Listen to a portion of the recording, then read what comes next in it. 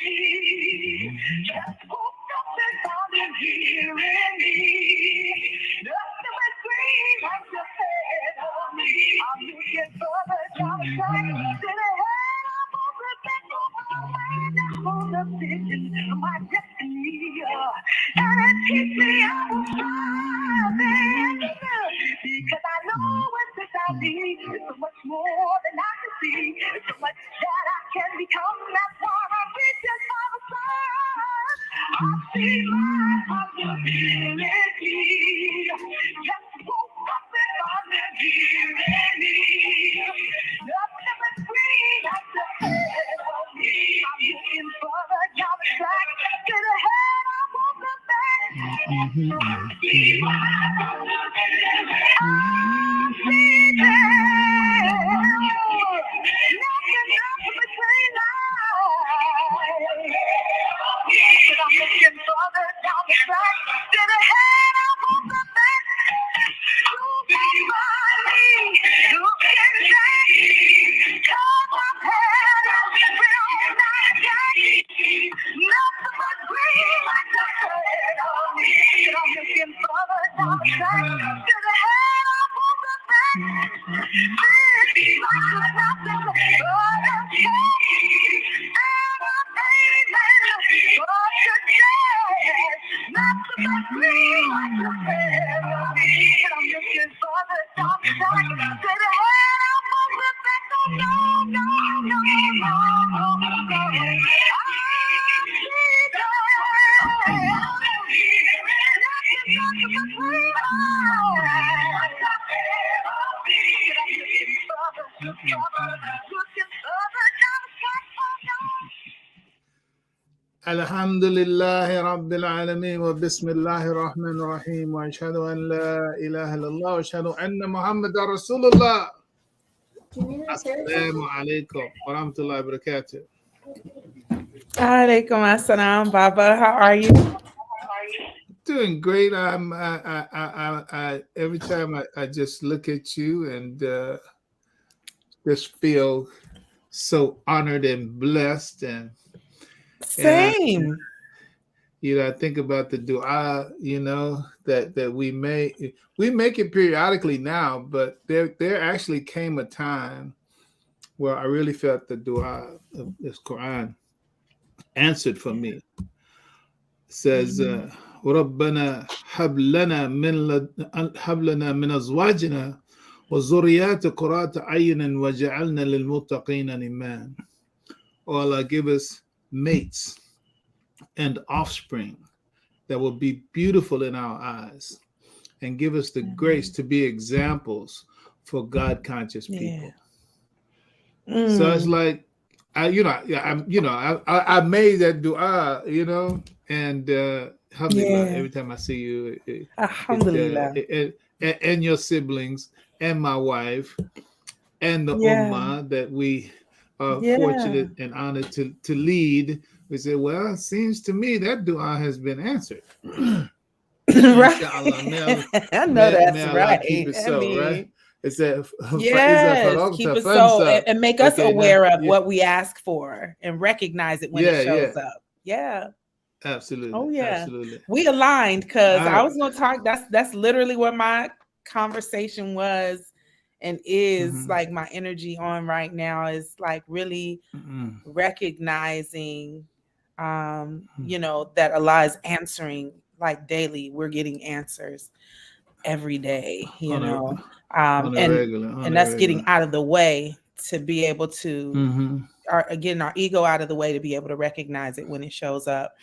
It makes life a little easier when we do that, right? Yes, yes. So alhamdulillah, alhamdulillah, Allahu Akbar. Yes, alhamdulillah. So and thank you, Narset, alhamdulillah. So I'm gonna let you go. Do what you do. Okay. It's all on you. Assalamu alaikum wa rahmatullahi wa barakatuh. Alaikum assalam wa rahmatullah.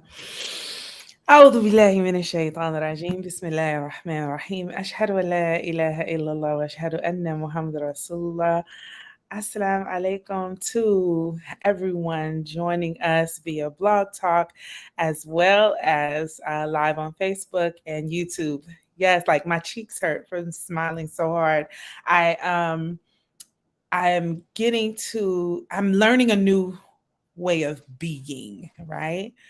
And I want to talk about this new way of being when you decide that when you're okay with utilizing the tools you have access with, and if there's something that you haven't quite figured out, that you are open to be the student of life, right?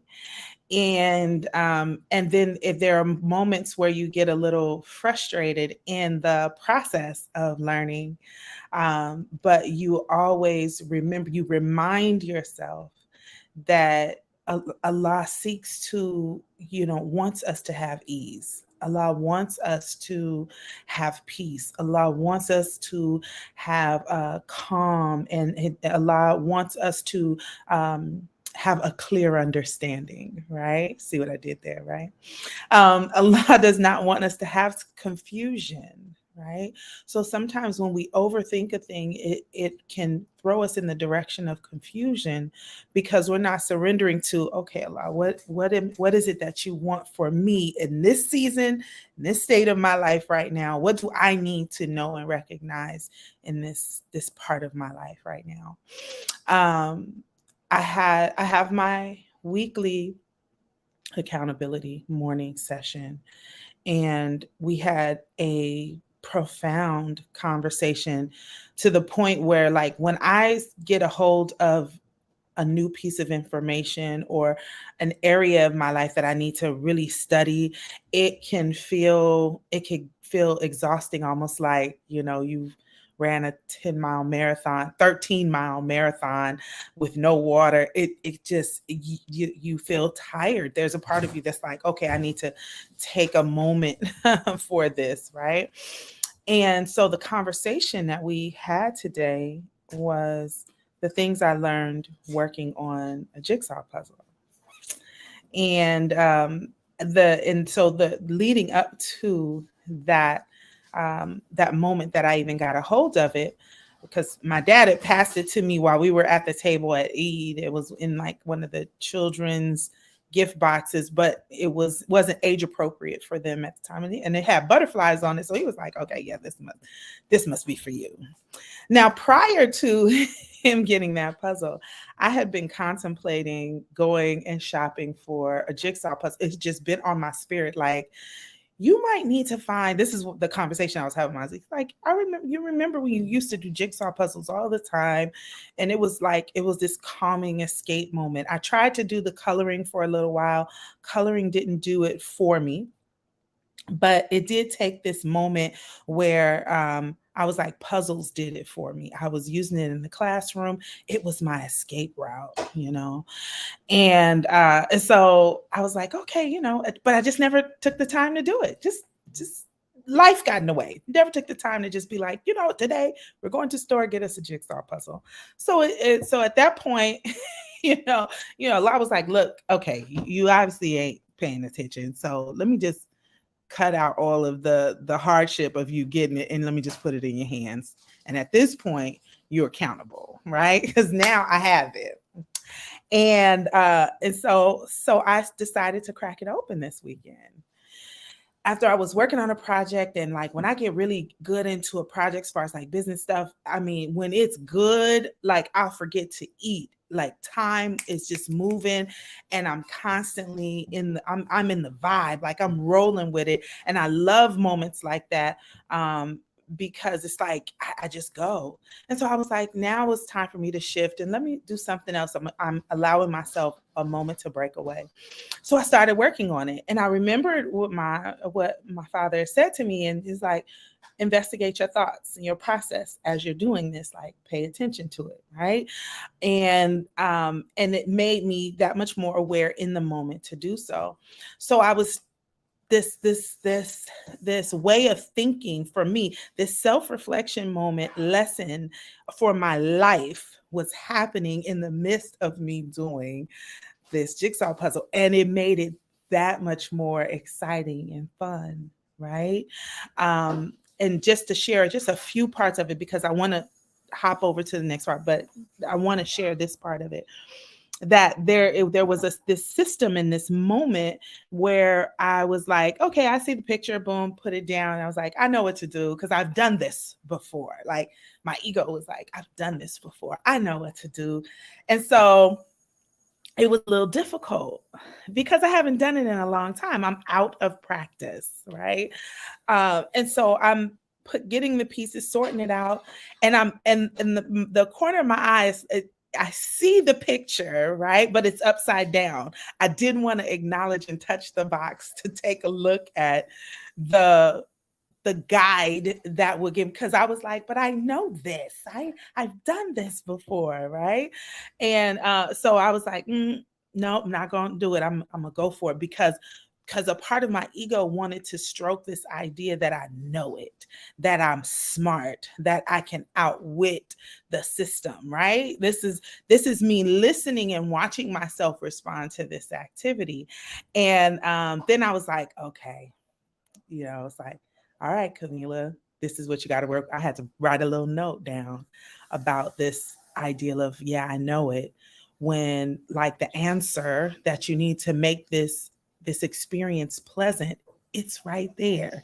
But you don't want to feel like you need anything in order to do it, right? So I was like, okay, check. I got to check myself on that. So I took a moment and I looked at it. I didn't move any puzzle. I just looked at the picture.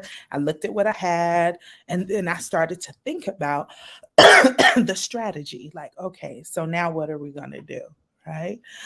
So I started to put the edges together. And so I was like, so what made you think that? I'm asking myself questions in the midst of doing this puzzle. So ultimately, I got this whole lesson that was good for me, right? But when I presented it to the group and everyone else was offering their feedback, it opened up a whole nother sense of a conversation for them and their experience, right, in it. So I knew, assalamu and so I knew for me in that moment that it was unique to me, but I had to share this experience for the sake of those that were in the room with me. So, so I say all of that to say, like, there is something that we're working through. There's a problem we're seeking to solve, right? Now I am reimagining this experience to share with you something to think about. And we have access to the answer. We do. And even in having access to the answer, it's still going to require work to put the entire vision together for our life. And that access to the answer is the Qur'an, the life example of the Prophet, sallallahu alaihi wasallam, right? Even our personal experiences. And as much as there are some things that we seek to want to understand, we may not have the I had called the edges of the puzzle the boundaries or the focus, but I don't want any boundaries. Sounds limiting to me, right? But it's like there is a foundation that helps us know what needs to go in place to fill out our lives, right? So there are some things that have to be in place in order for us to fully engage and understand what we have access to. And so in that, I was writing this thing about thinking about prayer, right? And so of course, like the audio that was shared today, I always ask myself the question, it's like, is there something in there that I could connect to what I had intended on speaking about? And it was like, yeah, when he finished it, I got it. I was like, okay, I see. Because it still goes back to the puzzle and the vision, right? That the vision for our lives, for what we want for our lives, is like, what is the vision for your life? I always ask myself the question, is it good for me and this way of life, al-Islam? If the answer is yes, then we move forward.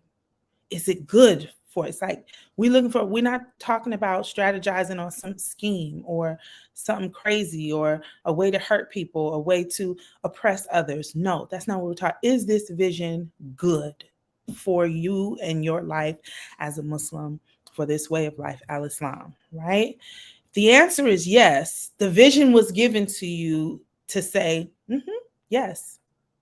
Let's what do we need to do to fill in the pieces for what you have envisioned for your life, right?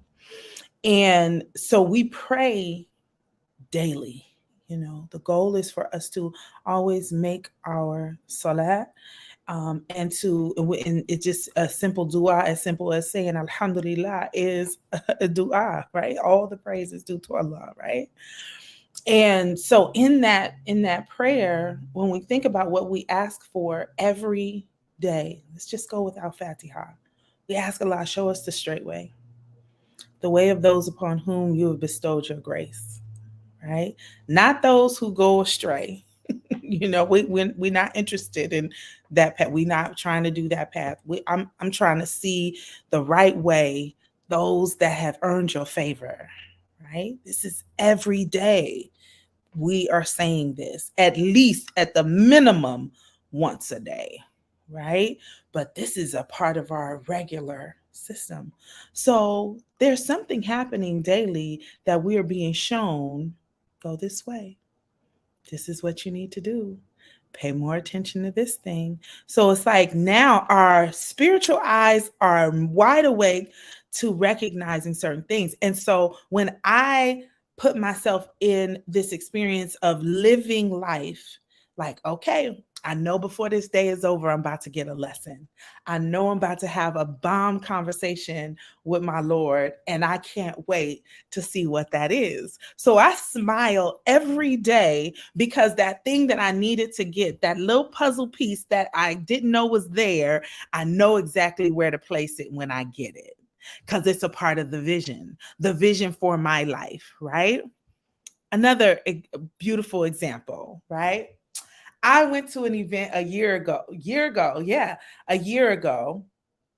that I was a facilitator and I led a workshop about the very thing of visualizing the good and what you want for your life and all of that.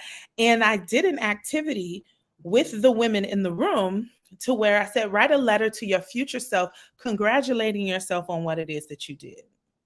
Now, this was like a year ago. What was in my mailbox today? Because when I saw it, it was a handwritten envelope. I didn't even recognize the fact that it was my handwriting, because we assigned it to another woman that was in the group, and that she was going to send these out to everyone. So I go down to my mailbox. 2 things were in there. 2. That letter and funding for my business. 2 important components. I knew I was having a real conversation at that moment, because I have been very clear and intentional about, what it is that I want and the things that I am willing to put on the back burner, because the foundation isn't there yet for me to be able to hold the capacity for what I was asking for. Because I was moving in direction for some things that I may have been moving ahead of myself, where it was like, slow down. You don't need to do that just yet. That's still there and it's a part of the vision, but you don't have the pieces that will protect that puzzle piece and allow you to fully see the whole vision. So not yet on that. Just push a pause on that. And I hope you guys keeping up with me on this puzzle metaphor. But I'm having a moment right now, right? This is real time conversation with my Lord, because it's like, okay, you asking me, you've been praying for this, you've been being a bit more intentional on how you ask for it, that it's like, okay, here, you see this, right? You see this, right? And I'm like, oh, I see it. So I keep going in the direction, even when I want to, quit, or when I feel like maybe it's not working, nobody's responded. I might want to, plot switch, change it up a little bit. And it's like, no. You got to keep going. What you're digging for, what you're seeking to discover, is going to require a little bit more effort. So it's okay. So stay focused on your focus and keep going. And so when I saw that these are the two things that showed up in there, I'm just going to share the last line in the because it was amazing. It was amazing. That at the end of it, it said, I love you so much. You are exactly where you need to be to go to the next level. Keep saving your money to move. That's the next. That's what's next. You are doing it right. This is what I wrote to myself a year ago. I completely forgot that I had even written this, right? And so the words that were in there reminded me of things that I may have lost focus on.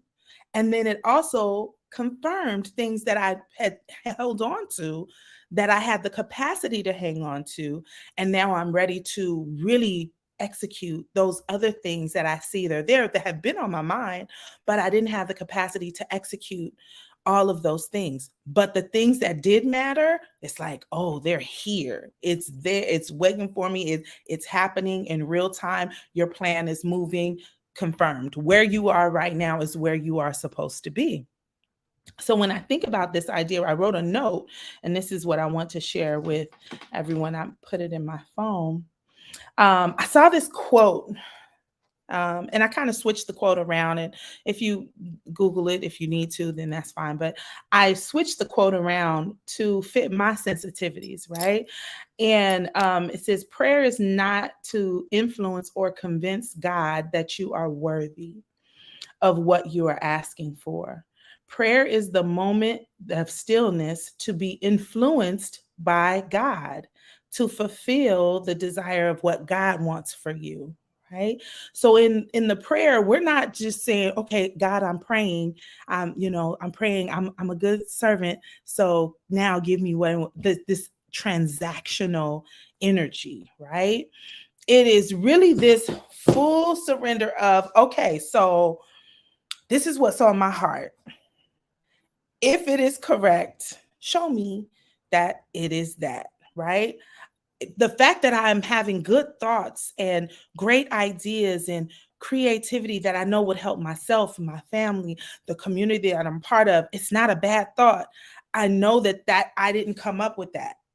You came up with that. So there's something in that I need to understand, okay, what are my next steps?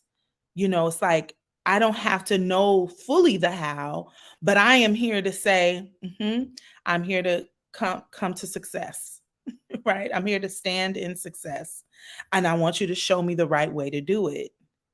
And so then it's like, I am allowing God to influence me and my choices and how I choose and what I'm seeking to make happen, because it's a good vision, right? So when I'm listening to the recording of this scientist and his desire of what it is that he wanted to do, and now it's like he didn't know the how of how this was going to benefit so many other people, but there was an opportunity in a moment that he could witness something that was on his mind that he knew he could contribute, and he was an obedient listener to the ask to say, come with me and see what I'm about to do. That wasn't random. That was a part of the plan, right? And there's a moment where you say, well, oh, but I got to go do this, I got to go do that, or no, it was like, okay, I'm gonna go.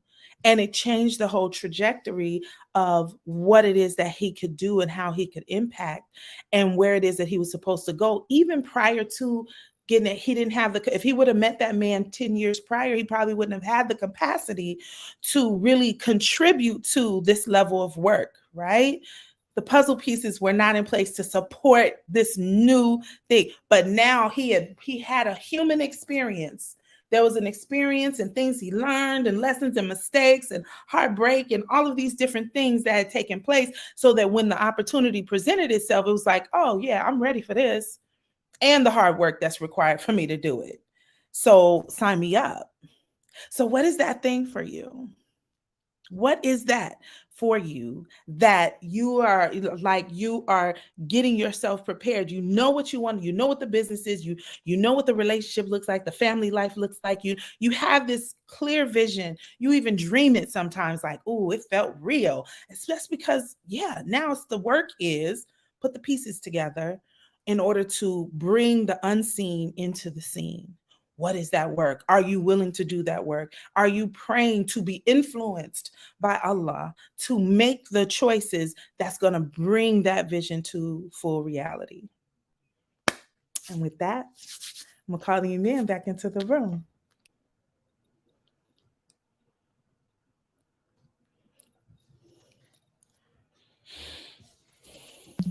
Alhamdulillah Rabbil Alameen. Alhamdulillah. I was sitting here taking notes, and I decided one of these evenings, it's going to be I'll work out a name for it sometime in the future. It's like it's going to be, the only thing I'm going to talk about is notes I took from what you talked about. So that's coming. That's coming. It's gonna be one of those days where I say, "Da-da," just like surprise. Let's go, because there's so much in what you were saying. I just made the notes and just kept going. So we're not going to do that today, but it's so much. I don't know. I will say this, just this one thing. It's beautiful what you said with regard to, you praying. The quote that you reiterated for, or reorganized for your own sense. That, well, you say you're not praying to God just for what? You're not praying to God to convince God that you're worthy of receiving God a that thing. You're worthy of receiving. Okay, you're there to put yourself in a position to what? Receive from God. Is that to receive, to be influenced by Allah? Yeah. Alhamdulillah. Listen, there's this masterpiece. I'm separating it this way. Masterpiece is a masterpiece. I have a lot of pieces that are masters of something, right? But this is keep with the puzzle theme, brother. Keep with the puzzle theme. Come on, mashallah. So it's like, it's called. So I'm gonna throw it out here. I haven't copyrighted the label of the phrase right now, but let this public statement be a copyrighted form of the phrase and statement. I gotta say it, and it's sacred suggestibility. Sacred suggestibility, right?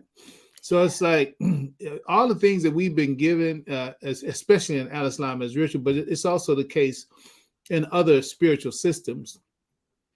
Ultimately, especially with those systems that acknowledge that there is a unique and sole creator, and I'm talking about a sole creator that has a will and has an intention and has a direction, has a motivation for his creation. That is, those spiritual systems that acknowledge that, I believe all of their rituals are designed to put us in the human being or the worshipers in that system, to put them in that state of sacred suggestibility, and to put them in a condition to be receptive. It's like I got it here, but you're not receptive yet. You need a couple of more holes. You need a couple more holes punched in you. You need to be thinned out in certain ways so that what I'm sending can get through to you, right? So that state of sacred suggestibility, then it makes that connection between the universe of possibilities, and all it is, the universe is nothing but possibility, and connecting with you and also your potential and your possibilities. And then with that connection, then you, quote unquote, as in the language they say, then you blow up, right? You blow up. That's what happens. So I got to move on. But that's just one point. Oh, there's actually another point that I wanted to make. I don't think this is going to happen. I mean, that is okay. You keep talking. That's going to be the only thing you do. But this is okay. This is a little in-house, because you will feel it right off the top. Mecca and Medina, right? Your twin nieces, my twin grandbabies, so they spent the week with us. And so I'm coming through the living room, in the morning. They had just gotten up, and so they're sitting there in the living room, and so I'm walking through. So I'm just walking, and Medina said, "Grandpa, I want something to drink." And me, without hesitation, it's like, what do you want? So, apple juice, whatever. Okay, so I'm going after the apple juice, right? But again, going back to the idea of paying attention, right? It's like, okay, stop. Look at her, and look at her request to you. And now think about how God responds to your request. Think about how God responds to your request. It's like, okay, I'm grandpa, right? I'm grandpa. Right. That's my grandbaby. My grandbaby wants apple juice. Now, what kind of grandpa would say, no, you can't have no apple juice, right? So it's like, now, of course, I thinking, just one more twist on it is the idea that, okay, but now grandma says we're in a dual existence right now. If there's food, there's food that you're supposed to eat before you have your drink. This happens especially at dinner, though. At dinner, say you want to drink your drink. No, eat your dinner first. Okay, that's grandma. That's the rule. So therefore, okay, I hear you want the juice, but no, not right now. You got to do this first, right? And God does that too. God does that too. Yes. Bismillahirrahmanirrahim, right? The relative masculine and the relative feminine, the grandpa and the grandma aspect of it is where it's like, no, there's rules, but otherwise I can give you whatever you want. No problem. I own everything, right? And so this is the way we have to be in our understanding, in our relationship with Allah, right? Allah, it's just like there's nothing that you can ask for. We all this everything we talk about is righteousness, right? So there's nothing you could ask for. God say, well, God wouldn't say, no problem. It's like, no problem. Here, you're my servant. Here, it's what? So it's like, we shouldn't even entertain the thought that Allah is denying me. Allah is denying me. Right. Well, hey, maybe you haven't finished your dinner yet. You know what I'm saying? Come on, that's it. Maybe that's what's going on, right? Either way, whatever he's doing what's best for you, right? Yes, let's move that. On. Let's go back to where we were. Right? Thank you. Love you. I'm moving on. All right. So we're gonna pick up where we are right now in our system in these sessions. We're still working on an introduction, and I want to continue to remind you an introduction to spiritual physics. Introduction to spiritual physics. Let's move quickly through some of this here. That little verse that was just on the screen was another one, 65:3, that came in reference to your subject matter, Haja. All right. So this is the theme. We're continuing on the theme. Spirituality is the physics we don't yet understand. And please understand, in the context of wealth creation and preservation, I want you to always, those of you, whenever you see the WCP, I took it out of the title this today for the Facebook, YouTube piece. I said, well, hey, look, some people are going to check in. They don't know what WCP is. I saw something the other day, and the article didn't say what those letters stood for. And I was really a little bit frustrated. I said, well, what is that? I had to go look it up to find out what it was. So I didn't want to do that to any of my folks. It's like WCP means wealth creation and preservation. All right. So I took it off, but it'll be back. But the point is, when we say wealth creation, literally, no matter what the series of cycles or the time frame of whatever it is, that's the overarching objective of the broadcasts on Mondays at this time. It's about how do I create wealth, and we don't have a limited idea about what we mean by wealth. Wealth is universal in and of itself. There's physical wealth, there's mental wealth, there's spiritual wealth. and each one leads to the other. Each one produces the other. Each one is related to the other. It's all one. And taking up this topic, spirituality is a physics we don't yet understand. We take that up because just as in the let's just call it the mechanical universe of things, the mechanistic nature of creation, and most times, and we talk about the movement of matter and energy, etc. Then we're talking about physics. When you talk about physics, right? You have quantum physics and you have Newtonian physics. The only difference is one is dealing with big things and the other is dealing with subatomic things, small things. So, but the point is that from a spiritual point of view, that has not been embraced in the world at large, exposed in the world at large. It is nothing. It is not new. It is not new. This what we're talking about. It is the kind of knowledge that built the pyramids that are yet not understood. I'm not pointing explicitly to that particular, but I'm not dismissing it either. I just don't want your mind to shoot over. Yeah, all I need to do is go study Hermes Trismegistus and the Kabbalion, and then I'll get that. Then I got to get with me some Manly P. Hall and get some of the Theosophists and all that. Mashallah. No. I'll do that if that's what you want to do. But for as far as what we're talking about, this path that we're walking is a path where I'll call it the stepping stones and the ladder, whatever you call those little ladder steps. They're all grounded in the Qur'an or in the nature of creation. That's it. But it's dealing with the unseen. And the idea is to get into a position to recognize that there are spiritual laws just like there are physical laws, right? So we're saying, therefore, there's a spiritual physics, just like there is a Newtonian physics or quantum physics, etc. And the language for it really is actually metaphysics, right?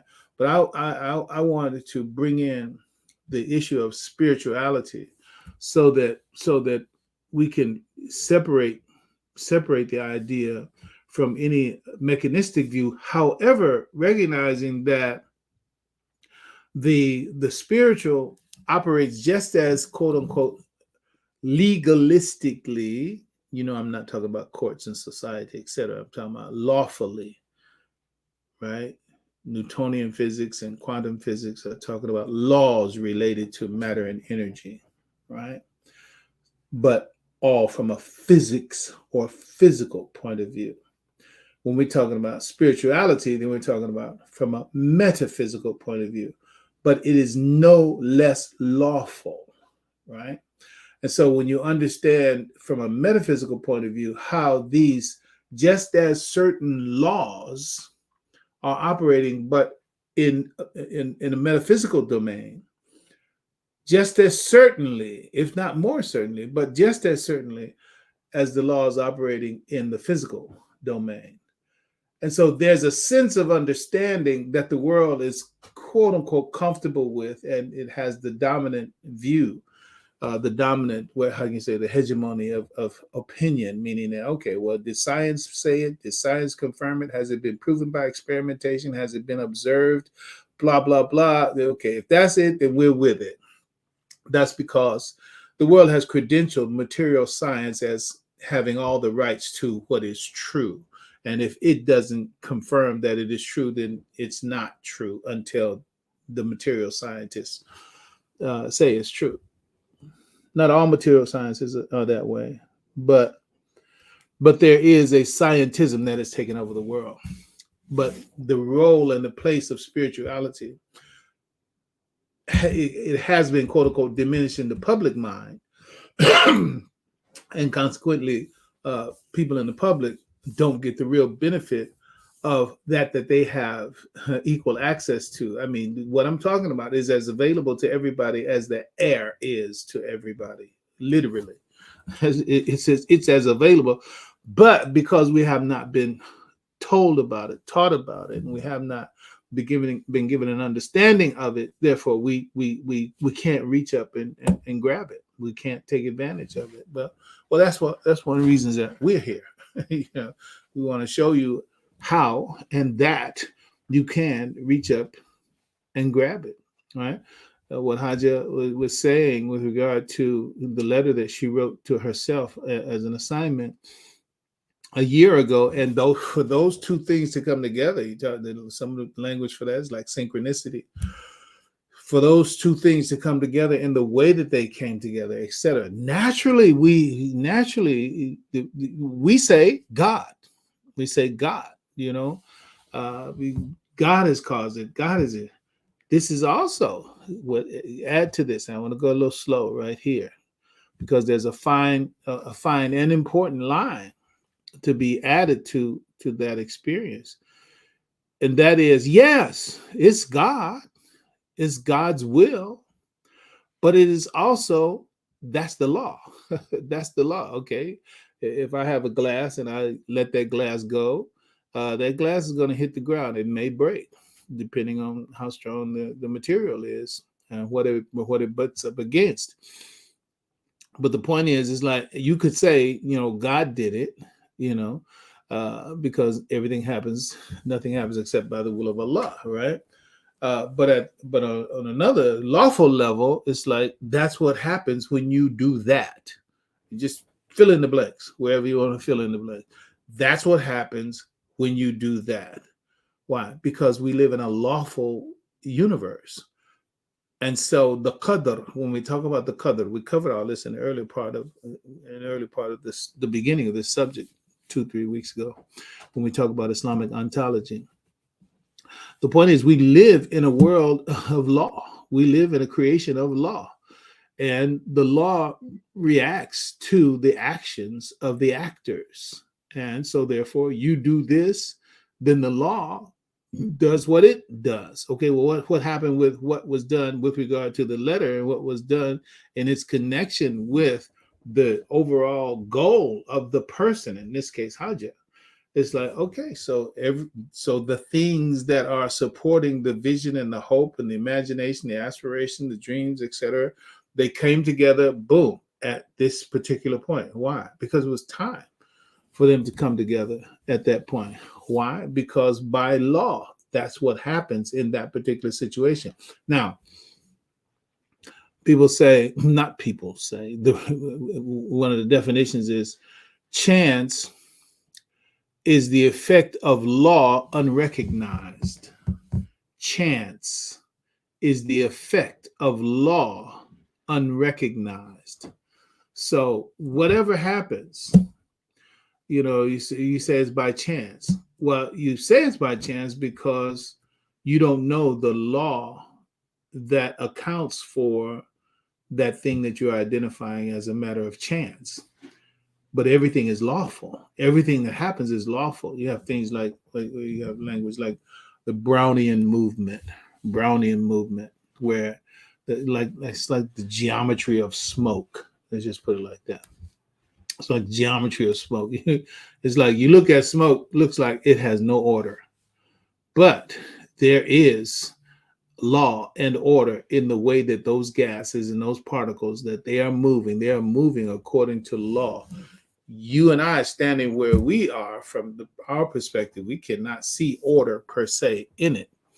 But there is law operating. So the point is, so it looks like it's chaotic. It looks like it's chaos, right? It looks like it's unordered, but it is ordered. There's a law, but you just don't recognize the law. Okay, that's enough that just to simply understand, this is what we're talking about. We're talking about lawful spirituality. We're talking about understanding laws of spirituality. Okay. And listen, you know, if you're interested in that kind of thing, then you've listened to a lot of people and you've whatever, maybe you read a lot of books, maybe you've seen a lot of videos, and that's fine. But I want to encourage you and at the same time discourage you. I want you to encourage you not to automatically, oh well, yeah, he's just talking about this. No, I'm not just talking about nothing that you have heard. You're going to hear parts of what I've said from other sources, because the information is the information. But see, now I have to say, we as Muslims, we have to stand on the foundation stones that are affirmed for us by our way of life. So while somebody else can say the same thing, I'll just put it this way, somebody else can say the same thing, but my heart and my soul and my mind cannot rest upon that statement without understanding the foundations for that statement being grounded in what we know is true. And that is what God has revealed, what the prophet has modeled. So that's what, and I'm saying that's the difference. I'm going to find another analogy to say that a little bit better. But the point is that, you can get the same thing from different people, and it's not the same thing.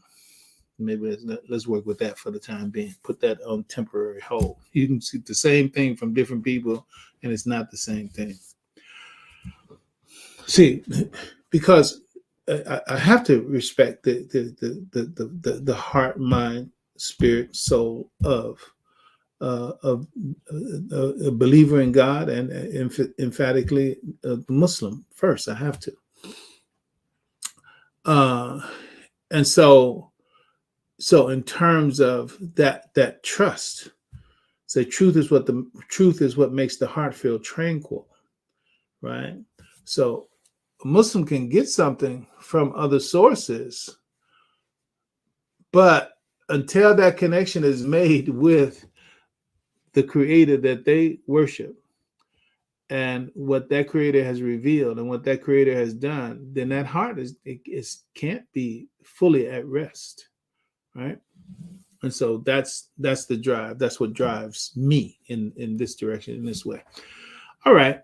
So spirituality is physics that we don't understand. So I hope you get some sense of what we're saying there. Let me see. Okay, no, this is not. That's a little earlier than I want to go. Okay, let's go. Here we are. I use these plates to separate the chapters based on the week to week to week. So I said what I said about that. Here's where I want to go right now. Now, last week we went all the way through this whole image here. This image was an image, mashallah, that is Allah allowed me to formulate many years ago when we were formerly at Claire Muhammad School here in Oakland. Still absolutely valid. It's you can call it. It's another kind of ontology, but not explicitly so much so. So it's more.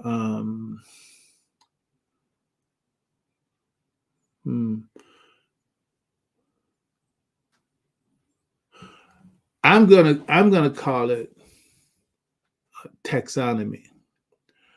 Taxonomy is talking about order of things. Order of things. That's the way I'm reading it. Let me do a quick def.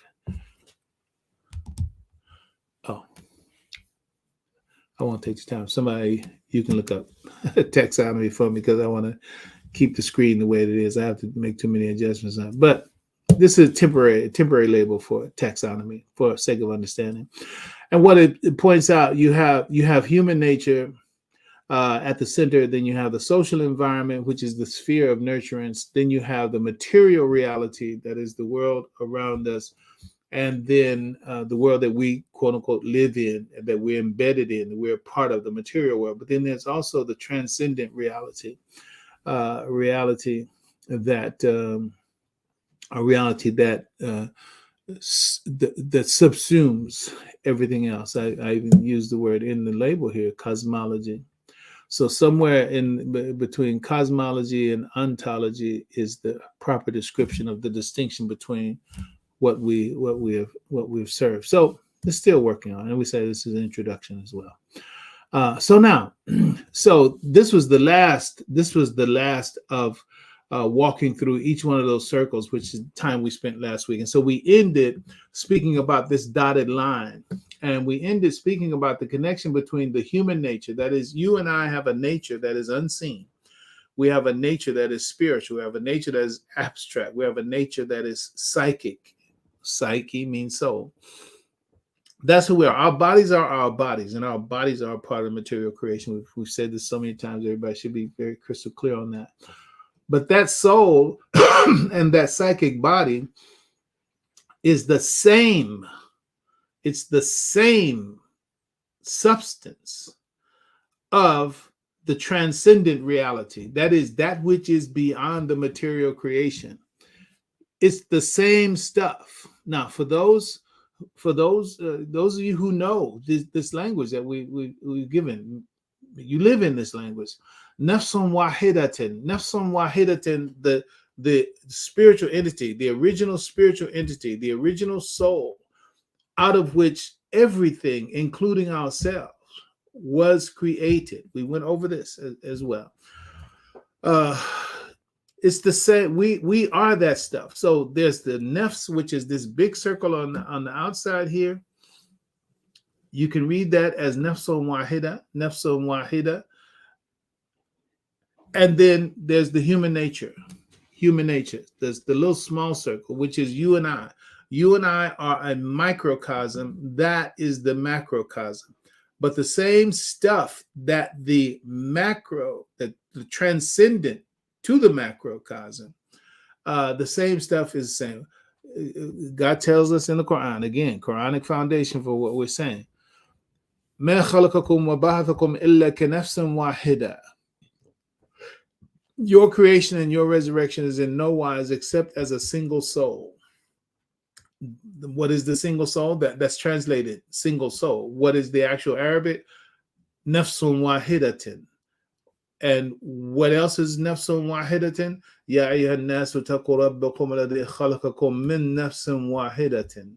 There's this universal nafsun wahidatin that covers all things, but then there's also you and I, individual. We are in no otherwise except as nafsun wahidatin. So that's God telling us you and it are the same. You and it are the same. What's in it is in you. What is in you is in it. The stuff that it is comprised of is the same stuff that you are comprised of.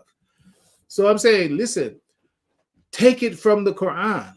Take it from the Quran. You don't have to take it from the Kabbalion. You don't have to take it from, hieroglyphics. You don't have to take it from some ancient tablets, this and that. Not to say that was there is not true, but for you as a Muslim, you take it from the source that you hold in sacred regard, as do the others. Others take it from those sources because they hold that in sacred regard. Alhamdulillah, that's fine. And we have a criterion by which we say what is true, and as do others. Others have their idea of what is true, but only God knows what is the actual truth. But we got to move. We got to push on. All right. So so that being understood, then this little red marking here, I want you to understand. It's like this is a graphic representation of what is really the case.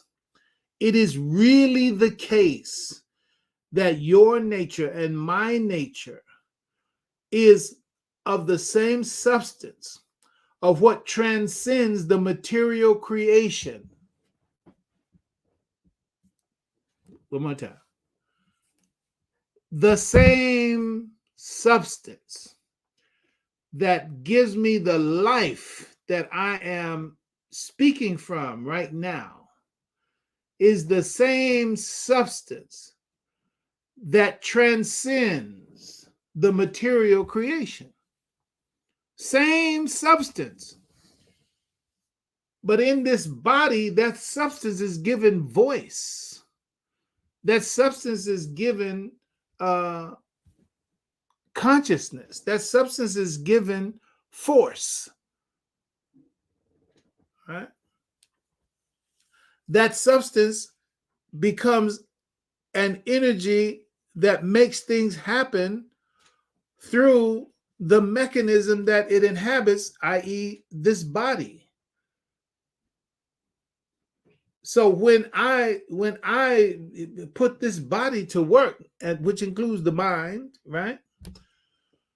I put it to work in accordance with the spirit, energy, force, etc., that embodies it.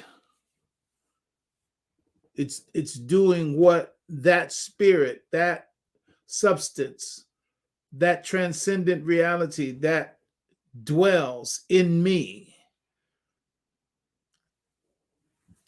I use it to do work. And that work is not only what I can do with my body, and not even especially what I can do with my body. Now, I mean, my body is to that spirit that I'm talking about, like what a wheelbarrow is to a worker on a construction site. It's like, it's just a tool. It's just a tool to do what's been told. Okay, let's move on. So, doing what the Qur'an and what the Prophet says and demonstrates about human nature in each successive sphere empowers the individual to make changes and have power and force in the sphere of material reality, the sphere of social environment, and in their own selves. If you grasp what I'm saying, you take what I'm saying and recognize that you are empowered in your very nature to impact the social environment, to impact the material environment, because of what is in you that transcends the social environment, the material environment, and it's the power and the leverage that which is you has over the material creation, which is not opposing you. There are things in society that are quote unquote against us. That's because of the corruption in the nature of society. The material creation is not against us per se, even though, the atmosphere it's like, look at the bird cry. Look at the birds that are held aloft. Nothing holds it up but Allah subhanahu wa ta'ala. And a part of the wisdom of it is like everything about the air and gravity is saying, get out of here. Everything about the air and gravity is saying, get out of here by its nature. But the structure of the bird and the skill set of the bird makes it able to take advantage of the very thing which seemed to be an opposition for whoever is not structured correctly, or whatever is not structured correctly. It's going to get you out of there, right? But once you understand the structure, once you understand the nature of the environment that you're in, you can fly. You can go. Okay, so that's an example of that's related to anything. It's like the doctor in the piece that we played at the beginning, right? He talked about he worked for 11 years, imagining, dreaming, designing, planning, thinking about this particular kind of invention to solve this particular kind of problem. He was not going to be successful with it until he understood fully the law of what it was he was addressing for the environment that he was trying to introduce it into. But when he got that perfected knowledge relative to that domain, therein is the success. What he needed, and which is what we all need, the capacity for persisting and the capacity for believing in what it is that you are pursuing.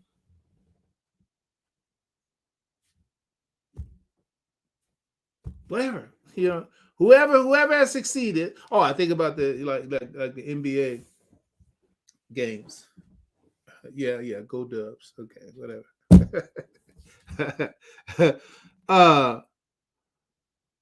I say whoever. It really does not matter. Whoever ends the season as the victors in the finals, in the NBA final, all the Super Bowl, anything else, Stanley Cup, you choose. Whoever winds up lifting up that trophy, they deserve it. They deserve it. I don't care. It won't matter at the end. If the Dubs ain't there in the end, it won't matter. Whoever hoist the trophy, they earned it because they had to fight against everybody who was paid millions and hundreds of millions of dollars to stop them from getting there. Everybody who's down there on that stack that you climbed up to the top to hoist the trophy, they were people who were paid, contracted, trained to stop you from getting there. And you got there, you deserve it. MashaAllah. All right? And so, I mean, you can just have a conversation about all of the, who got there, who didn't get there, why they getting there, how they didn't get there, and it's teaching all the way in there about persistence, character, work ethic, discipline, courage under fire. All those lessons. And whoever winds up on the top, they mastered those lessons better than the ones who they defeated. All right. What that has to do with invention and goal achievement, etc., everything. It has everything to do with it. You have to get the right knowledge. You have to believe in your own plan. You have to act in a way that's consistent with the plan. You have to update the plan if the plan seems not to be working over here because of this and over there because of that. Then you have to make those in-flight adjustments to your plan so that you can maintain the level of confidence that will give you the level, the sense of the emotion and energy, the sense of conviction to persist in the face of the obstacles and opposition. If your plan and your faith in your plan is not up to the task, you're not going past that point because you don't have the inner wherewithal required to go any further. Let's move on. I think that's coming up like on the next page. Maybe. Let's see what happens. Dr. Ibrahim Kareem has a lecture series.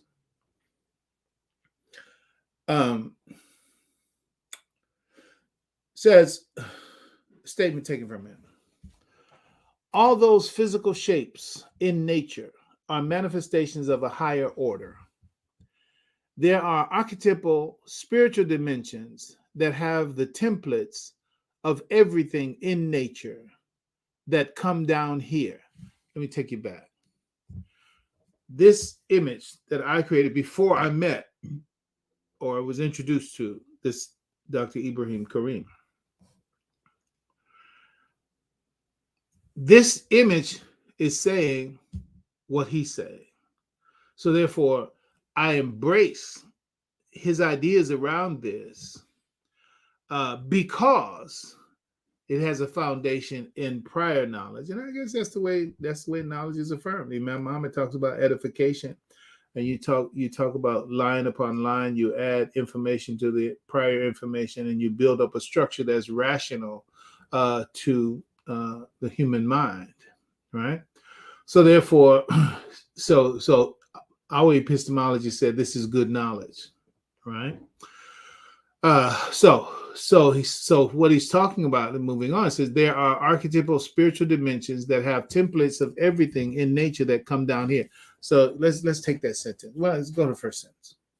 All those physical shapes in nature are manifestations of a higher order.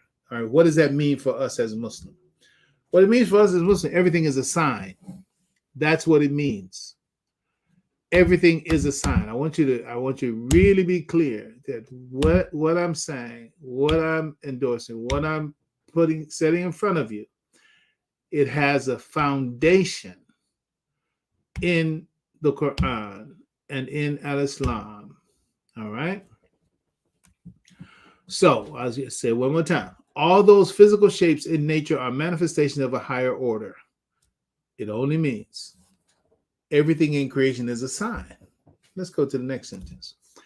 There are archetypal spiritual dimensions that have the templates of everything in nature that come down here. Let's walk through. There are archetypal. Archetype means that these are forms that represent. It's like if I made the 5-pointed star, right? I think all of us learned how to do a pentagram. We just learned how to draw those stars, right? So is that a real star? No, that's not a real star. That's a symbol of a star. That's an archetype of a star. Actually, now just to get you into the area of that's an abstract star. I better say it better like that. That's an abstract star. It's an abstract. It's a drawing of a star. Now, to talk about perfection, then the perfection would mean that all the angles of the stars are equal to each other, equidistant from this point and that point, and all the math of the star adds up in the right way. So now that's the perfect star. So the one you and I draw, no, it's not the perfect star. And according to, and this is actually what it's saying, I'll go ahead and say it, one of the things that what they call Platonic shapes, like speaking of Plato, like they're the perfect images. These are conceptualizations that there's a perfection of something. Even though you draw a star, your star is not going to be perfect. Even though you draw a circle, your circle is not going to be perfect. You make a square, your square is not going to be perfect. The perfect reality of it dwells in the domain of abstracts. Even though you can create an image of it where we are in three-dimensional space, star, circle, square, etc. Okay, that's the one we have. That's not the archetypal star. That's not the archetypal square. That's not the archetypal circle. That's not the perfect square. It's not the perfect circle. All right. So he's saying there are archetypal spiritual dimensions. That is, there's a domain where there's the perfection of everything. Listen, Muslim. When Allah subhanahu wa ta'ala says that خلقكم من نفس واحدة وخلق منها زوجها وبث منهما رجالا كثيرا ونساء. صدق الله العظيم. So God created nafsun wahida, created its mate, and from the two of them scattered like seeds countless men and women. When you understand nafsun wahida, one of the ways of understanding nafsun wahida is the yin and yang symbol, the yin and yang symbol. The black paisley, white paisley, white dot in the back, and the black paisley, and the black dot in the white paisley. It's like the symbol of Taoism. I'm using it only as an excellent symbol. And you should take, or rather for this conversation, for the example that I'm using, the male and the female. The male and the female. Men and women are like twins from an original womb. Men and women are like twins from an original womb, from the sacred womb. And when Allah subhanahu wa ta'ala, when he said, لَقَدْ خَلَقْنَا الْإِنسَانَ فِي أَحْسَنِ التَّقْوِيمِ, he created the human being from in the most excellent mode. In the most excellent, meaning what? Allah has a perfect ideal of the male. Allah has the perfect ideal of the female. That perfect ideal of the male is the archetypal male. The perfect ideal of the female is the archetypal female. And actually, the better word is actually masculine. Allah has the perfect ideal of the masculine, because when we say male, we think biologically. But masculine, we're talking about attributes, qualities, right? So the perfect ideal of the masculine and the perfect ideal of the feminine, you can take that like inside the yin and yang symbol. So therefore, there's the archetypal masculine and the archetypal feminine, meaning the way Allah conceived of the masculine, the way Allah conceived of the feminine.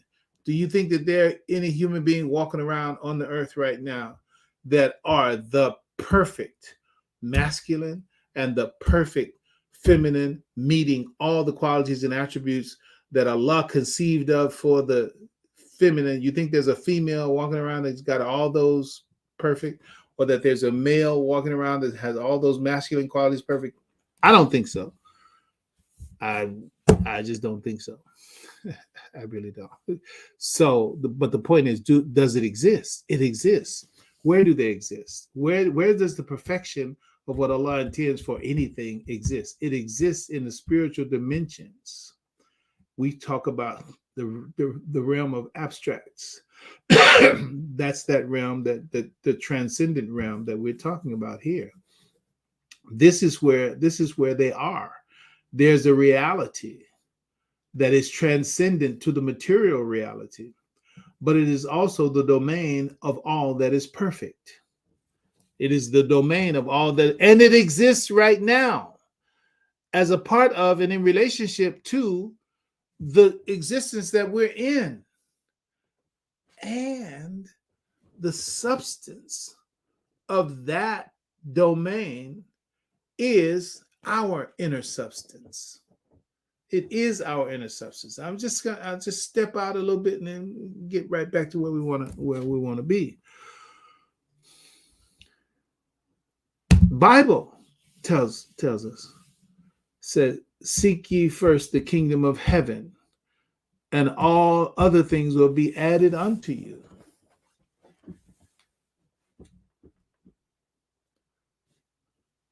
Put that in the context of what I just talked about. Seek ye first the kingdom of heaven. Seek ye first the transcendent reality. Right? That's where it's saying there. Just to take one step at a time. Right? Seek ye first the transcendent reality. But what does it also say? What does that Bible reference also say? And the kingdom of heaven is within. The kingdom of heaven is within. So that transcendent reality is your reality. It's in you. لَقَدْ خَلَقْنَا الْإِنسَانَ فِي أَحْسَنِ تَقْوِيمٍ. That perfection is in us. We're not living it out perfectly. We're not conscious of it such that it is the driver of our thinking and feeling and acting and seeing, etc. But that's what we are striving for. And that's what taqwa, and that's what introspection, and that's what paying attention to yourself on the inside and getting a deeper understanding of your own reality, and actually the ritual practices that I just talked about, sacred suggestibility. The ritual practices are they are designed to deepen our touch and contact and increase our proximity to that inner richness that we are. And that's where the power to leverage the forces and the laws, and this is God. Again, go again, but back to the Qur'an, right? Thus did we show Abraham the powers and the laws of the heavens and the earth. He would show laws of power that he would have yaqeen, that he have this conviction, right? So the point is that this deeper understanding of yourself, this proximity to the nature that Allah has created, the nature that we have been created upon, our original nature, to go back with that consciously,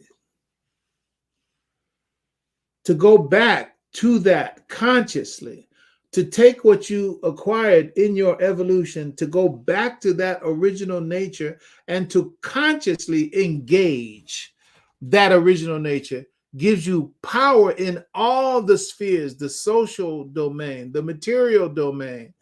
Listen, brother and sister, that is Suleiman and Dawood. That is Solomon and David. They made that trip. Abraham, of course.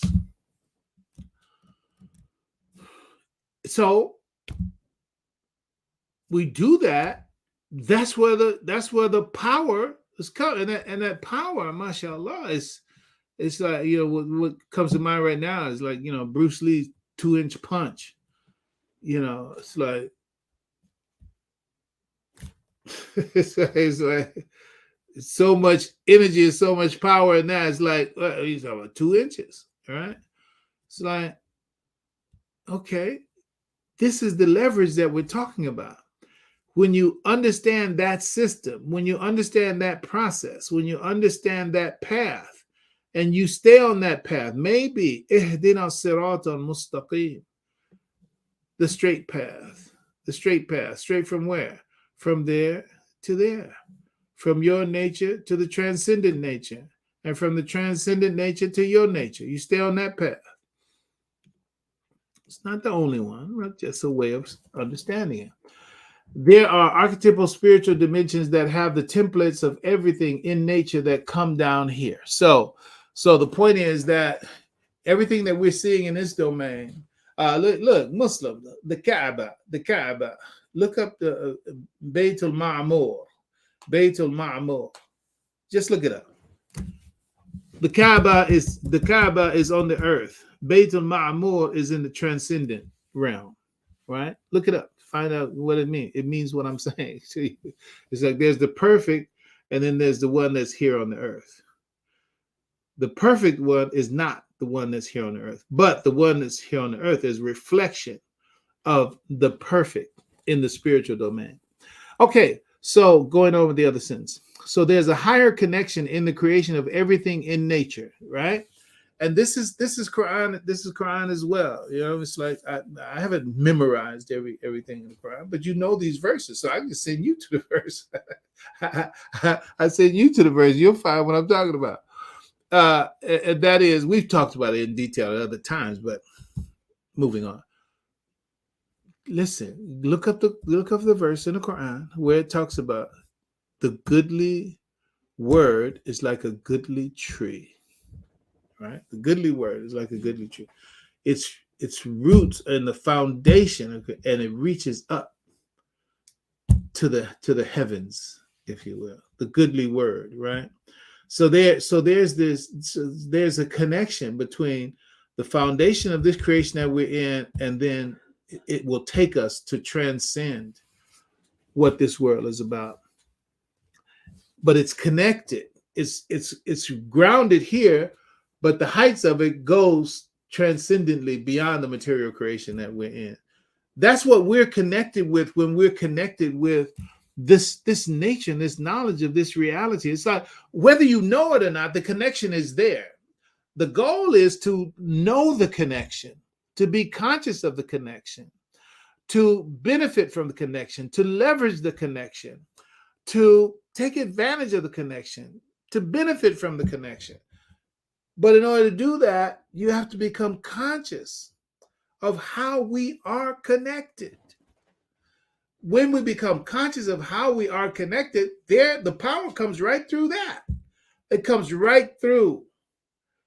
And listen, the Honorable Elijah Muhammad, I told you many times, I'll tell you again, that one of the first things that I memorized from what was the message to the black man. We don't use the message of the black man as a guide for life right now or anything like that. But we did benefit from, some people did benefit from it. One of those things was definitions. He said, knowledge is a force or an energy that makes its bearer meet and overcome obstacles, barriers, and resistance. So once you get the knowledge, that knowledge is the force. Just like Newtonian physics, quantum physics talks about the laws of matter and energy. Well, knowledge is force. Knowledge is energy. And knowledge has a destiny. It has a direction. And once you acquire that knowledge, then that knowledge by its own nature will do what it by nature is intended to do. Different knowledge does different things. Different knowledge has different powers. Where is it that you want to have power? Wherever it is that you want to have power, you got to get the knowledge of that thing. Just like the doctor talked about his invention. He didn't have to get knowledge about how to pop popcorn, or how to make leather shoes. He was looking for a very particular type of knowledge. And once he acquired that knowledge and formulated that knowledge and related that knowledge properly to the materials in the nature of creation, of which he had to have the knowledge of that material. Then he was able to organize that material in order for it to accomplish what it was that he imagined. That's everything. Okay, so the point is that this universal connection of knowledge, this universal knowledge, we're just swimming in a universe of information, literally. But what we abstract from this universe of information is based on our motivation, our intention, our attention, our interest, our focus. That's what comes. So think about it. Person has no focus, they can have a whole lot of knowledge. They don't have any focus. Okay, you got a lot of knowledge. Okay, and what is it for? Okay. Let's finish reading this. So there's a higher connection in the creation of everything in nature. So everything is connected. This is Qur'an 67, the first 4 verses of 67, Surah Al-Mulk, telling us, reminding us everything is connected. All right. So again, this knowledge is reaffirming. I'm trying to show you every sentence here, there's a Quranic foundation for it. Right. Then it said, now, here's the relatively new information. Those centers, all right, are sort of vortices, multidimensional vortices, right, that connect between the physical and higher dimensions. No worries about that. No worries about that. Surah Al-Isra, Surah Al-Isra, chapter 17. When Allah talks about the night journey that he took the prophet on, right? Again, a sign, a parable, a story that can be read to make this point as well. The prophet went through what's called the 7 planes or the 7 heavens. We sometimes call them the planes of the prophets. And in his experience of it, he met Adam, Jesus and John the Baptist, Yusuf, Idris, Aaron, Moses, Abraham. All right. And now, first, those personifications are very particular. MashaAllah, we did write the book, go through the details to give Imam Muhammad's interpretation, relevance, the relevance from the Quran, the relevance from the reports of the Prophet sallallahu alaihi wasallam, and how it connects with the I shouldn't do so fast. How it connects with the cognitive development of human nature, the clear path to human development, human science in scriptural language. If you haven't got it, you should get it. If you think what I'm saying has value, you should get it. You can get it on what's that site? Amazon. Yeah. And also, so you have that, and okay, so much for that. A clear path to human development, human science, and scriptural knowledge. Okay, so that's that. So now, what this scientist is saying here, he's talking about the literal connection. I'll take you back to my image. He's saying, moving from your human existence on Earth, literally, the universe is omnidirectional. The universe is not just up. The universe is just omnidirectional, right? But the way we understand it is it's up, right? And so this movement that's being pointed to here by this arrow, it's a movement up through the social environment, up through the material environment, and up to the transcendent environment. He's saying that there are, let's call it, gateways. There's a gateways from human being through the social environment, through the material environment, to the transcendent environment. That is a part of the nature of reality that you live in. You can move, because understand this. Your body is your body, right? Your soul is your soul. And Imam Muhammad, rahimahullah, he said, the soul is bigger than the space that the body occupies. See, again, spirituality is the physics that we have not yet understood, right? Spirituality is the physics that we have not yet understood. So even when we talk about soul, it's like, and the Imam tells us the soul is bigger than the space that the body occupies, right? So we can sometimes put a structure in our thought about our soul that it is shaped in some particular way, like our body is shaped in a particular way.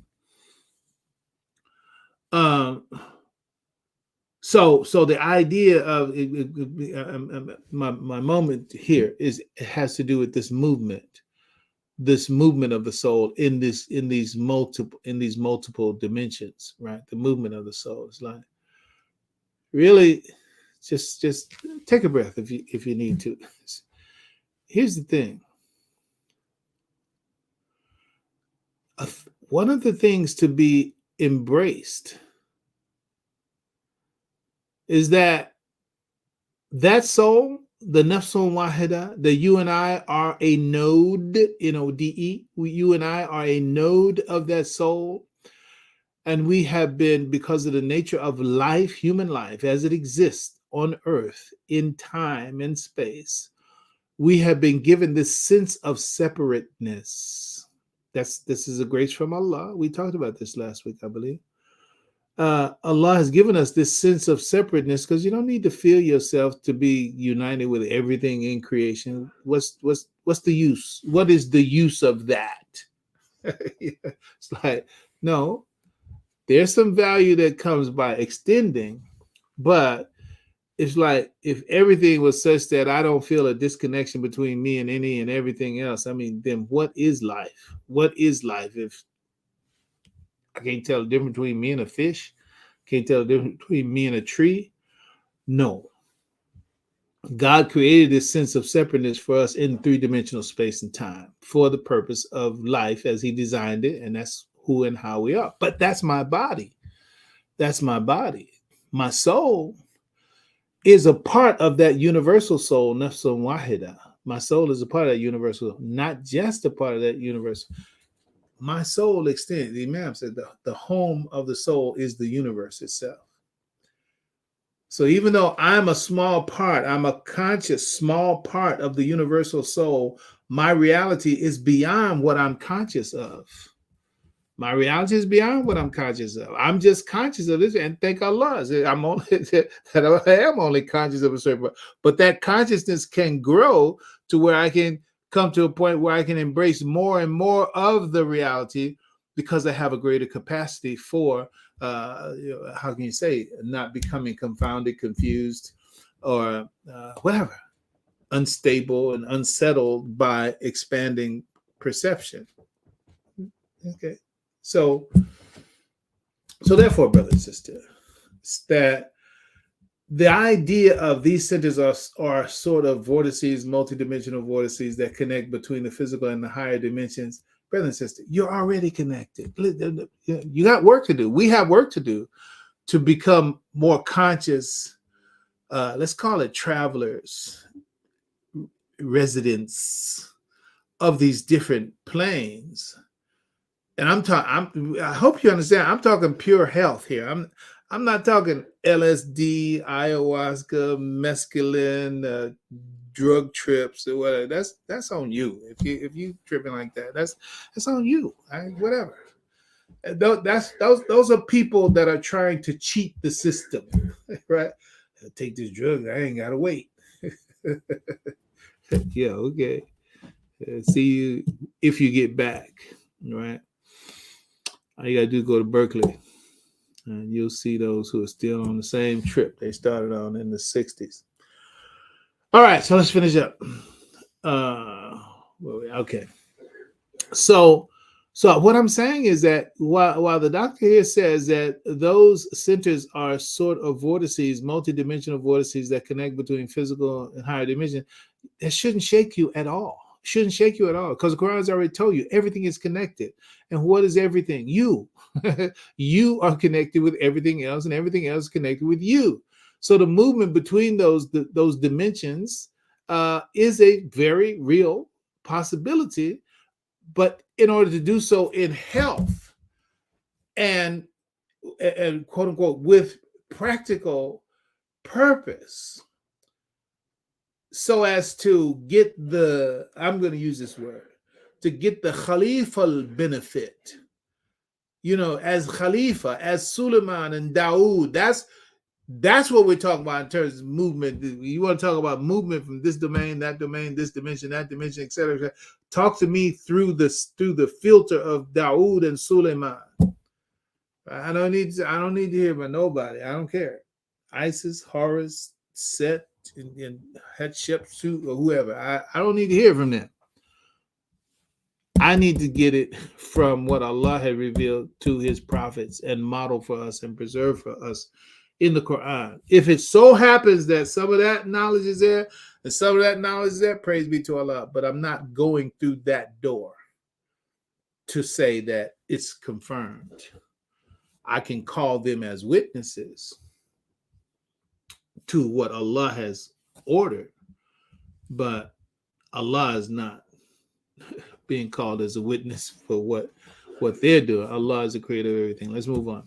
So those centers are sort of vortices, multidimensional vortices that connect between the physical and higher dimensions. The human being has those vortices as a product of nature. Brothers and sisters, this is our fitr. This is our fitr. This is our nature. That's our power. That is this, if you will. That's the promised land. The promised land is coming consciously to that place where you rationally understand your original nature and can bring it to bear on your life in this world. Yeah, that's the promised land. That's paradise in this life. Okay? So, I think 1 or 2 points maybe. No, that's too far. So here's another doctor. Maybe next week. Oh no, next week, mashallah, we won't be here. We won't have a broadcast on Monday. So inshallah, give you a chance to follow up. I'm telling you, you do yourself a big favor to go back and catch up. Go back. It's even just these series. I think this particular series we've been doing maybe like 4. This I don't know what the count is, but probably go back at least like 4. Go back. I don't know. Was it before Ramadan? Yeah, I think we did something different. Oh, we didn't even have broadcasts during Ramadan. So yeah, so go back to a couple of weeks before Ramadan and catch up, review, make notes, ask questions. Because I thank Allah, I say this in utter humility. I am gratefully confident in what I have been saying in all of these. I have been very deliberate in constructing the ideas and the presentation for coherence. That means for your understanding and for it being understandable to human mind. I have not deliberately tried to cast in any mysteries, all that, mystify, confuse, or confound, whatever. Get some declaration, teach, Brother Imam. That's not. No, I feel it. So I'm saying, because I know what happens when you go back and go over something second time, third time, that is significant for you. The feeling of strength and substance and empowerment and clarity, it's priceless in reality. All right, so I'm gonna go ahead and end up stop my sharing right here and call Haja back into the room to use her language. All right, so we got Alhamdulillah. We click it on all cylinders.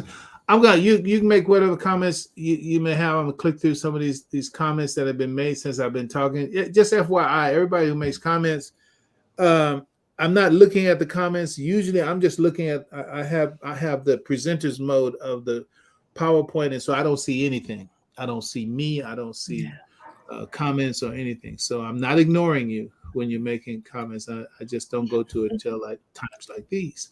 So go ahead, Haja. Any comments that you want to make? You can go ahead.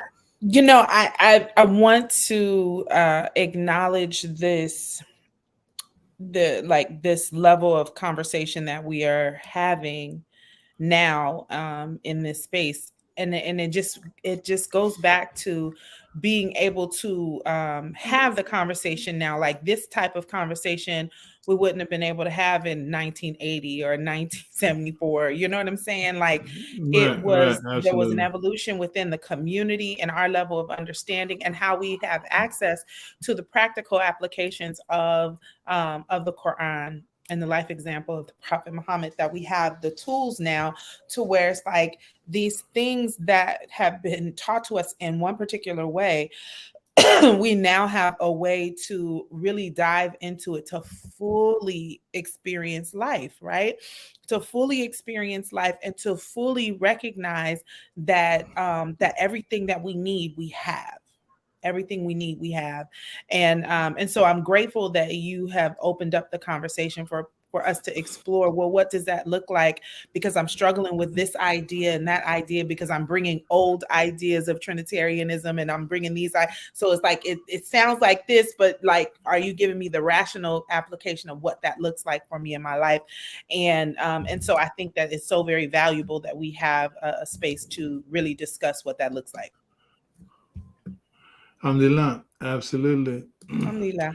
So alhamdulillah, we're clicking through, thanking everybody for their comments. This is pretty much going to be the day.